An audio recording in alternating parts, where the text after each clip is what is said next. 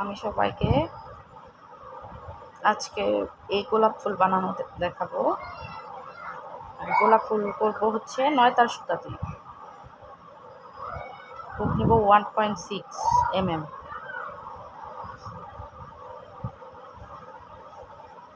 বা যে কাটাতে করে খুশি, অনেক আছে 9 তারের সাথে অন্য কাটাও ইউজ করে, যে কোনো কাটা ইউজ করা যাবে। প্রথমে ম্যাজিক সার্কেল করে নেব, তারপর ম্যাজিক সার্কেল করে 3টা চেন, 1 2 3, 3টা চেন করে এই ম্যাজিক সার্কেলের ভিতরে আরও 15টা ডাবল ক্রোশেট করব। 3টা চেন সহ টোটাল 16টা ডাবল ক্রোশেট হবে। 2 3 4 5 6 এভাবে করে টোটাল 16টা ডাবল ক্রোশেট করে নেব।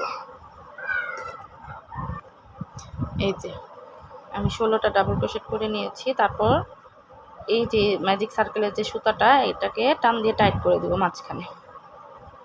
এই যে টাইট করে আপনার প্রথম যে 3 চেন করছিলাম সেটার ভিতর দিয়ে এটাকে আটকে দেব। তারপর একটা চেন করে সেম একই ঘরে একটা সিঙ্গেল ক্রোশি করব। 1 2 3, 3 চেন করে একটা ঘর গ্যাপ দিয়ে পরের ঘরে সিঙ্গেল ক্রোশি। 1 2 3, 3 চেন করে একটা ঘর গ্যাপ পরের ঘরে সিঙ্গেল ক্রোশি। 1 2 3, একটা ঘর গ্যাপ পরের ঘরে সিঙ্গেল ক্রোশি। এভাবে করে আমি প্রতিটা ঘর করে নেব। 1 2 3, একটা ঘর গ্যাপ পরের ঘরে সিঙ্গেল ক্রোশি 3, এক ঘর গ্যাপ সিঙ্গেল ক্রোশি 1 2 3,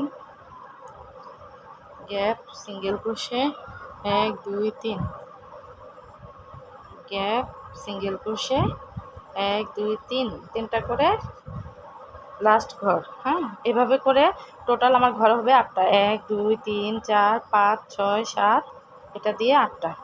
প্রথম যে সিঙ্গেল ক্রোশি করছি ওটার ভিতর দিয়ে আটকে দেব।